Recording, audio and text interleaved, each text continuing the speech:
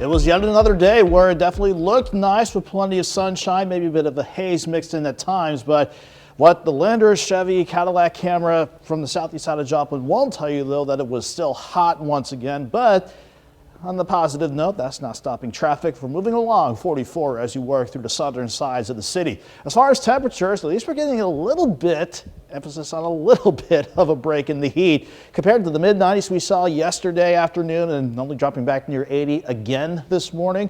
At least we were a few hairs cooler, at least lower 90s this afternoon, because we had a good south wind throughout the day to mix up the sun's rays.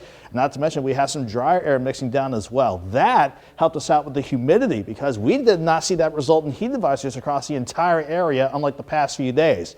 That being said, Linn, Bates, and St. Clair counties, yours is still in effect until about 8 o'clock this evening. Then later on tonight, we'll revisit that map and see if any get reissued for tomorrow, since it will still be hot once again, with maybe a storm system trying to come our way for some of you out there. But 7th and Rangeline, we're looking okay right now. Mostly sunny, 89 degrees. Dew point at 70. That's a bit of an improvement, but still enough to make it feel like 94 degrees with that south wind at times gusting near 30. We're in the upper 80s to near 90 degrees. Thankfully, that drier air mixing down from upstairs, allowing the dew points to go in the mid 60s to about 70. Still a bit muggy, but an improvement compared to the past few days, and certainly with the feels like temperatures only in the mid to upper 90s. I know only mid to upper 90s, but again, improvements that will certainly take. Overnight, we'll see lows drop back into the upper 70s as we see mostly clear skies this evening turn partly cloudy overnight, and that's in advance of a change in our weather setup, especially this cold front coming in from the west.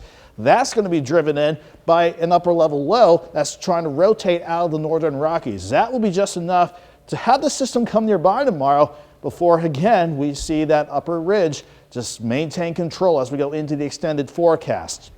Let's see where we go from here, though. We're looking good for the rest of the evening. Mostly clear skies out there, then some cloud cover. I think it's overdone here on the future track, but nonetheless, it's the right idea. Partly cloudy skies at least building in overnight. We're dry, partly sunny for the day tomorrow. You combine that with that south breeze, it's still going to be a kind of a hot day, but 77 in the morning, 87 by noon, highs near 91. All these increasing clouds are ahead of that next cold front that'll be lining up along the 135 and 35 corridor to the northwest.